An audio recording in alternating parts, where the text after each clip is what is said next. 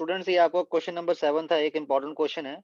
Why BBr3 is a stronger Lewis acid as compared to the BF3, though fluorine is more electronegative than boron? Okay, अब इसका reason सुनो। सबसे पहले BBr3 की shape बनाते हैं।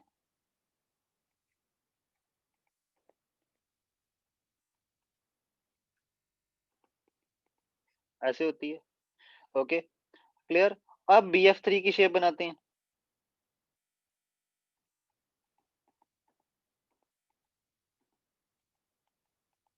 और आपको पता है बोरोन के ऊपर एक एम्प्टी ऑर्बिटल होता है,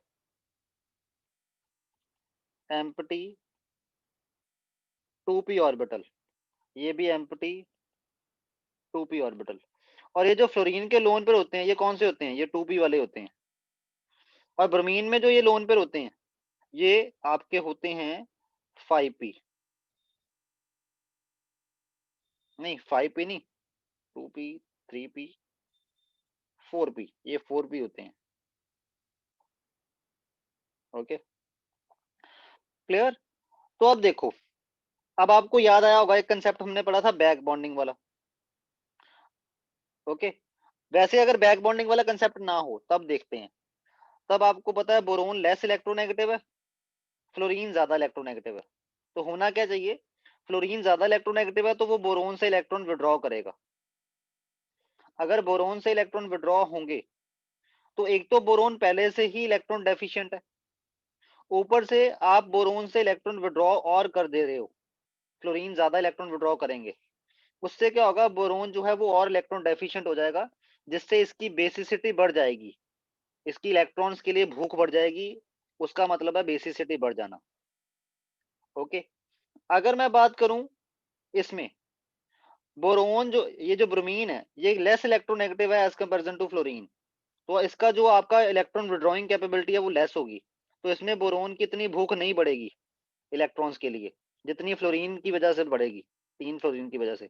तो लॉजिकली तो अगर सिर्फ और सिर्फ हमने इलेक्ट्रोनेगेटिविटी के बेसिस पे देखना हो तो ये ज्यादा बेसिक होना चाहिए, ये लेस बेसिक होना चाहिए। ओके, बट एक्चुअल में रिवर्स क्यों है कि ये आपका ज्यादा बेसिक है, ये आपका लेस बेसिक है? उसका रीजन है, उसका रीजन है बैक बॉन्डिंग, और you can say effective back bonding in BF3 which decreases electron deficiency of boron, जो बोरोन की इलेक्ट्रॉन डेफिशिएंसी को डिक्रीज कर देता है, हेंस डिक्रीजेस इट्स बेसिसिटी, और उसकी बेसिसिटी को भी डिक्रीज कर देता है। ठीक है, क्लियर। अब इसका नहीं, बेसिसिटी नहीं, सॉरी, एसिडिटी, या आप इसका एसिडिक नेचर बोल दो, एसिडिक नेचर। ओके, क्यों? देखो ये 2p है और ये 2p है, आपको वो याद आया होगा 2p का हम ऐसे ऑर्बिटल बनाते हैं और दूसरा 2p भी ऐसे ही होगा, सेम सेम साइज वाला। जब ये आपस में ओवरलैप करने आएंगे, साइडवेज ओवरलैप, तो इफेक्टिव ओवरलैप कर पाएंगे, क्योंकि ये एरिया ओवरलैपिंग वाला जितना ज्यादा होगा उतनी ही ज्यादा इफेक्टिव ओवरलैपिंग मानी जाती। Okay, clear. तो इसके केस में बैक बॉन्डिंग की वजह से, जब बैक बॉन्डिंग होगी तो बोरोन का ये एम्प्टी ऑर्बिटल फिल्ड होना शुरू हो जाएगा, क्योंकि बैक बॉन्डिंग में ये इलेक्ट्रॉन देंगे ना इसको। तो अगर ये फिल होना शुरू हो जाएगा तो उससे क्या होगा? उससे ये जो बोरोन है इसकी इलेक्ट्रॉन डेफिशिएंसी कम होगी, तो इसकी एसिडिटी कम हो जाएगी। ओके, बट ब्रोमीन का 4p ऑर्बिटल होता है। 4p ऑर्बिटल की शेप कैसी होती है? आपको मैंने केमिकल बॉन्डिंग में सिखाई थी शेप्स बनानी। इट इज लाइक दिस, ये आप इसको ऐसे मानो, ऐसे होता है। Okay, clear. या आप इसको यहाँ, क्योंकि बीच में स्फेरिकल नोड्स भी होती है ना ये वाली, ठीक, इसको आप सिंपली ऐसे बड़ा सा ड्रॉ कर दो ऐसे, हालांकि बीच में नोड्स भी होती हैं। Got it. और 2p की शेप कैसी थी? 2p की शेप तो इतनी है। अब ये दोनों अगर ओवरलैप करवाने जाएं तो साइज के डिफरेंस की वजह से, जैसे मान लो आपका ये साइज है ये, अब इनका ओवरलैप इतना प्रॉपर नहीं हो पाएगा। जब ये ओवरलैप प्रॉपर नहीं हो पाएगा तो होगा क्या?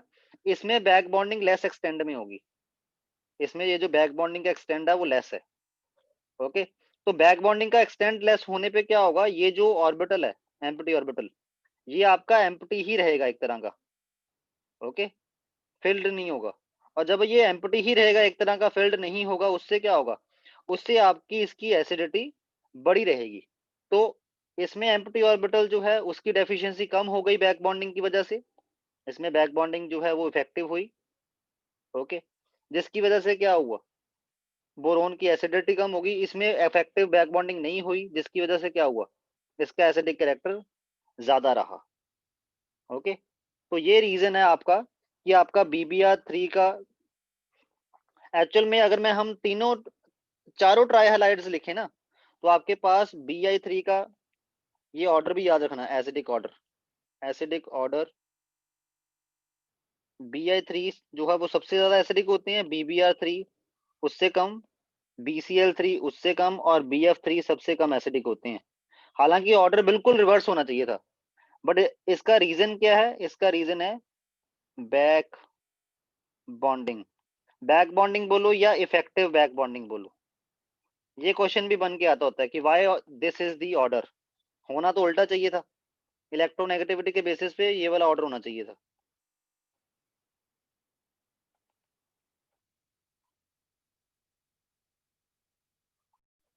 अब नेक्स्ट क्वेश्चन हमारा है, identify the compound AXZ in the following reaction. यहाँ पे देखो आपके पास A जो है वो HCl के साथ रिएक्ट कर रहा है, तो और 5 वाटर के मॉलिक्यूल्स भी हैं, और बन रहा है NaCl और X। अब HCl के साथ कोई कंपाउंड A रिएक्ट करे और NaCl बनाए, ठीक है, तो ये क्या हुआ, ये पक्का बेस हुआ, A इज अ बेस, और ऐसा बेस जिसमें सोडियम हो, ओके, क्योंकि तभी सॉल्ट NaCl बनेगा। बट आगे जब X का रिएक्शन मैं देखता हूं, तो ये जो है ये आपका HBO3 बना रहा है, HBO2 बना रहा है, ओके। तो मेरे को लग रहा है कि ये जो X है, मेरे को यहां से पता लग गया कि ये पक्का बोरिक एसिड है, क्योंकि बोरिक एसिड को हीट करने पे ही HBO2 बनता है। तो यहाँ पे X जो हुआ वो क्या हुआ, वो बोरिक एसिड हुआ, X is the boric acid, ठीक है। तो इट मींस ये जो A है, और हमें पता है जो बोरिक एसिड कैसे बनता होता है, बोरिक एसिड बोरेक्स की रिएक्शन करवा के बनता है, दिस इज बोरेक्स, बोरेक्स की। और आपको पता है बोरेक्स जो है वो बेसिक नेचर का होता है, क्योंकि बोरेक्स को जब डिसॉल्व करो तो ये सोडियम हाइड्रोक्साइड और बोरिक एसिड बनाता है। सोडियम हाइड्रोक्साइड स्ट्रॉन्ग बेस है, बोरिक एसिड वीक एसिड है, तो ओवरऑल नेचर इसका क्या हुआ, इसका नेचर बेसिक हुआ ना। तो जब ये रिएक्ट करेगा HCl के साथ तो क्या बनाएगा, NaCl plus boric acid, okay, clear. और आपके बोरिक एसिड को जब आप हीट करते हो तो आपके पास क्या बनता है, बोरेट, बोरेट एसिड, ओके। उसके बाद सॉरी मेटाबोरेट एसिड, मेटाबोरिक एसिड, ये मेटाबोरिक एसिड है, ठीक। और मेटाबोरिक एसिड को जब और हीट कर दो तो क्या बन जाता है, आपको याद आया होगा रिएक्शन, मेटाबोरिक एसिड को जब आप ज्यादा हीट कर देते हो तो आपके पास बन जाता है बोरोन ट्राइऑक्साइड, और ये वाटर लूज कर देता है, लाइक दिस। तो आपका यहाँ पे Z, इट मींस A क्या हुआ, A हुआ sodium, sorry borax, A is the borax. उसके बाद X क्या हुआ, बोरिक एसिड, Z क्या हुआ,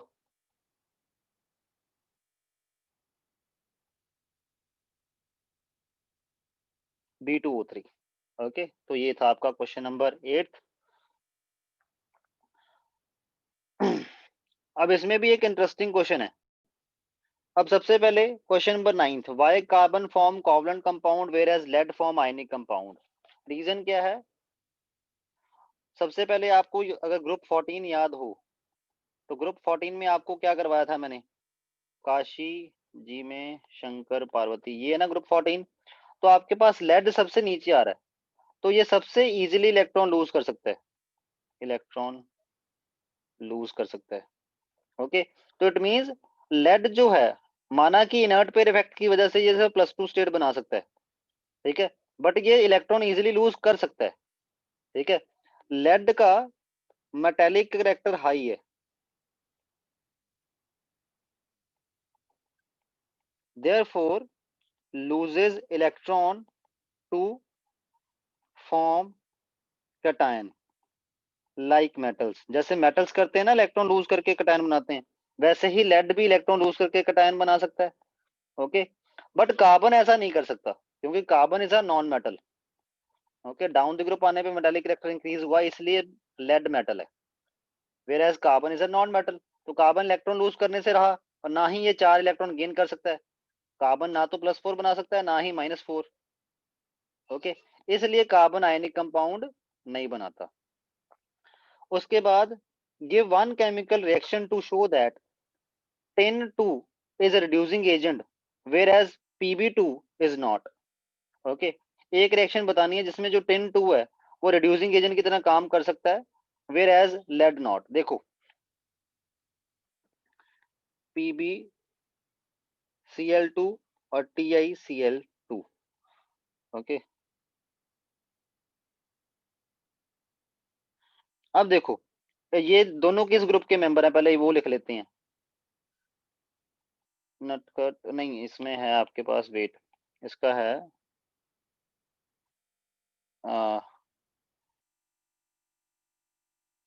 वेट अ मिनट, हाँ यही है। टिन आपका जो है वो SN होता है, मैंने टिन का टी लिख दिया, सॉरी। आपका जो लेड है, लेड के केस में तो इसकी +2 फॉर्म ही स्टेबल है, तो ये +4 में जाना ही नहीं चाहेगा, तो लेड यहाँ पे एज सच ही स्टेबल है। ठीक है, लेड +4 इज नॉट स्टेबल, जिसकी वजह से वो बनेगी नहीं। ओके, वेयर टिन के लिए +4 थोड़ी बहुत तो स्टेबल है क्योंकि टिन में इनर्ट पेयर इफेक्ट उतना नहीं है। ओके, इसका reason due to inert pair effect. Where जो टिन डाइक्लोराइड है SnCl2, इसके केस में ये SnCl4 बना सकता है। कैसे बनाता है ये क्लोरीन के साथ रिएक्ट कर देता है और बनाता है SnCl4। तो क्लोरीन यहाँ पे 0 स्टेट में था और यहाँ पे क्लोरीन -1 स्टेट में है, ये चारों के चारों क्लोरीन -1 में है, तो ये जो 2 क्लोरीन है ये 0 से -1 स्टेट में गए। 2 क्लोरीन, यहाँ पे लिख देते हैं, एग्जाम्पल देनी थी ना, यहाँ पे लिखो 2 chlorine changed there state from 0 to -1, therefore reduced by SN+2। क्योंकि SN ने खुद को +4 करने के लिए ऐसा किया ना, यहाँ पे SN की स्टेट था कितनी थी, SN की स्टेट थी +2, यहाँ पे कितनी है +4, खुद को SN+2 से +4 किया, क्योंकि ये खुद ऑक्सीडाइज होके क्या बन गया SN+4, जो कि ये बन सकता था क्योंकि SN में लेस इनर्ट पेयर इफेक्ट होता है, इसमें इनर्ट पेयर इफेक्ट की वैल्यू लेस होती है, इसलिए ये ऐसा कर पाया। नेक्स्ट क्वेश्चन कौन सा है आपका, lead dioxide is stronger base than the tin dioxide. जो लेड डाइऑक्साइड है ये स्ट्रॉन्गर बेस है टिन डाइऑक्साइड से। आपको पता है डाउन द ग्रुप आने पे मेटालिक कैरेक्टर इंक्रीज होता है, मेटालिक कैरेक्टर इंक्रीज होगा तो आपका, आपको पता है मेटल के ऑक्साइड बेसिक नेचर के होते हैं, तो जो बॉटम वाला लेड है इसका जो ऑक्साइड है वो ज्यादा बेसिक होगा टिन के ऑक्साइड से, तो इसलिए ये ज्यादा बेसिक होगा as comparison to tin. Okay, इसका रीजन है down the group metallic character increases, metallic, oh sorry, wait, metallic character increases। ठीक है, अगला क्वेश्चन भी ये बहुत इंपॉर्टेंट है, इसमें भी बैक बॉन्डिंग वाला कंसेप्ट ही लगना है। What they are saying that NCH3 thrice is a stronger base than NSIME thrice। why? ठीक है, आपके पास NCH3 thrice और दूसरी तरफ NSiH3 thrice, इन दोनों को कंपैरिजन करना है आपने। NCH3 थ्राइस, अब इसकी डिस्कशन अगर करें तो नाइट्रोजन के ऊपर लोन पेयर और साथ में 3 मिथाइल लगे हुए हैं ऐसे,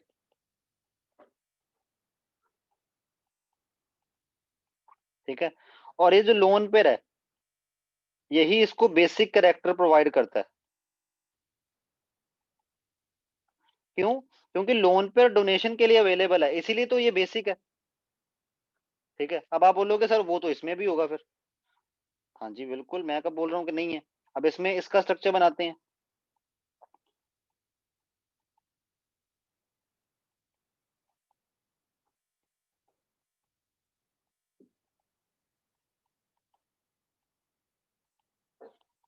ये रहा। ठीक। बट आप एक चीज भूल रहे हो कि जो आपका कार्बन है, कार्बन की इलेक्ट्रॉनिक कॉन्फ़िगरेशन क्या होती है? 1s2 2s2 2p2। जो आपका सिलिकॉन है उसकी इलेक्ट्रॉनिक कॉन्फ़िगरेशन क्या होती है? 1s2 2s2 2p6 3s2 3p2। और 3d भी होता है 0। ठीक। तो मतलब सिलिकॉन कंबाइन करने के बाद भी उसके ऊपर डी ऑर्बिटल होते हैं बट एम्प्टी। तो सिलिकॉन के ऊपर डी ऑर्बिटल्स एम्प्टी ऑर्बिटल हैं ऐसे। ओके। और ये एम्प्टी ऑर्बिटल नाइट्रोजन के साथ बैक बॉन्डिंग बोल लो, इस बॉन्डिंग को आप पाई बॉन्ड कैरेक्टर बोल लो। नहीं तो बैक बॉन्डिंग वो होता जब आपके पास ये इसके साथ इसको डोनेट करता। इसमें सेंटर वाला एटम जो है वो इसको डोनेट कर रहा है, तो उसको बैक बॉन्डिंग नहीं बोलेंगे। आप इसको वैसे बोलो कि इसमें पाई बॉन्ड कैरेक्टर आ रहा है। ठीक है, क्लियर? जो की चीज इसमें नहीं होगी क्योंकि कार्बन के पास कोई एम्प्टी ऑर्बिटल नहीं है। No empty orbital. ठीक है, ये आपके पास एम्प्टी डी ऑर्बिटल। ठीक है। तो सिलिकॉन का जो एम्प्टी डी ऑर्बिटल है ये वाला, और आपका नाइट्रोजन का जो ये फिल्ड लोन पेयर वाला ऑर्बिटल है, इनके बीच में ये बॉन्डिंग हो जाएगी। ठीक है, बॉन्डिंग। और ये कौन सी बॉन्डिंग है? पाई बॉन्ड के जैसी बॉन्डिंग है। ठीक है। This leads to the this leads to the dispersion of the lone pair। Okay. और आपका जो लोन पेयर है वो स्कैटर हो जाएगा। स्कैटर कैसे हो जाएगा? लोन पेयर वाले इलेक्ट्रॉन यहां ना रह के थोड़ा बहुत इस वाले रीजन में भी आएंगे, इस रीजन में भी आएंगे और इस रीजन में भी आएंगे। तो यहाँ पे लोन पेयर की डेंसिटी कम हो रही है। Lone pair density decreases. ठीक है। अगर यहाँ पे लोन पेयर की डेंसिटी कम हो जाएगी तो होगा क्या? यहाँ पे जो लोन पेयर डोनेशन के लिए अवेलेबल है वो भी नहीं रहेंगे। अगर वो भी नहीं रहेंगे तो उससे क्या होगा? आपका इसका बेसिक कैरेक्टर कम नहीं हो रहा। ठीक है। Therefore NiSiH3 thrice is less basic than Ni, sorry Ni लिख रहा हूं बार बार मैं गलती से, nitrogen, then sorry NCH3 thrice। Okay. ये जो आपका है ना लोन पेयर की डिस्पर्शन, लोन पेयर का स्कैटर हो जाना, क्योंकि यहाँ पे इलेक्ट्रॉन डेंसिटी ज्यादा रहनी चाहिए। क्योंकि अगर इलेक्ट्रॉन डेंसिटी ज्यादा होगी उतना ही बढ़िया बेस है, उतनी ही जल्दी डोनेट कर पाएगा। अगर इलेक्ट्रॉन डेंसिटी कम हो रही है किसी फैक्टर से, जैसे इसमें हो रही है, क्योंकि इसमें लोन पेयर बिखर जा रहा है, वो इस इनमें भी आ रही है थोड़े बहुत इलेक्ट्रॉन, यहाँ से इलेक्ट्रॉन निकल निकल के इनमें आ जा रहे हैं, जिसकी वजह से यहाँ पे इलेक्ट्रॉन डेंसिटी कम हो रही है। और उससे क्या हो रहा है? उससे नाइट्रोजन का लोन पेयर जो है वो वीक पड़ रहा है यहाँ पे, जिससे डोनेशन अच्छी नहीं हो पाएगी और बेसिक करेक्टर कम हो जाएगा। ओके। नेक्स्ट क्वेश्चन है, why carbon shows catenation but silicon does not? क्योंकि कार्बन जो है वो एक तो स्मॉल साइज का होता है। ओके। एक स्मॉल साइज, दूसरा हाई इलेक्ट्रोनेगेटिविटी। ठीक है। और तीसरा इसमें एम्प्टी डी ऑर्बिटल नहीं होता। एम्प्टी डी ऑर्बिटल नहीं होता। वेयर एज सिलिकॉन की ना तो हाई इलेक्ट्रोनेगेटिविटी, इसका साइज भी बड़ा और इसमें डी ऑर्बिटल भी होते हैं। ये तीन फैक्टर हैं जो कार्बन को के फेवर में हैं, जो कार्बन में थे। और सिलिकॉन के पास वो तीनों फैक्टर नहीं है, इसलिए सिलिकॉन कैटिनेशन करवाता है ये भी, बट इतने हाई एक्सटेंट पे नहीं करवाता जितने हाई एक्सटेंट पे कार्बन करवा सकता है। ओके। यहाँ पे कॉम्प्लीटली नॉट वाला वर्ड नहीं यूज करना चाहिए हमें। हमें यहाँ पे यूज करना चाहिए carbon is having more catenation power than the silicon. Why? That is catenation power show करने के लिए high electronegativity, high electronegativity, small size, और साथ में टेट्रावलेंसी चाहिए। ओके। सिलिकॉन के पास टेट्रावलेंसी तो है, 4 बॉन्ड तो ये बनाना चाहता है, बट स्मॉल साइज और हाई इलेक्ट्रोनेगेटिविटी नहीं है, जिसकी वजह से सिलिकॉन कैटिनेशन में उतना ज्यादा अच्छा नहीं है जितना कार्बन है। तो ये आपके सारे इंपॉर्टेंट क्वेश्चन जो पी ब्लॉक में हैं, थोड़ा सा रेगुलर सिलेबस से हटके, वो कवर किया है हमने।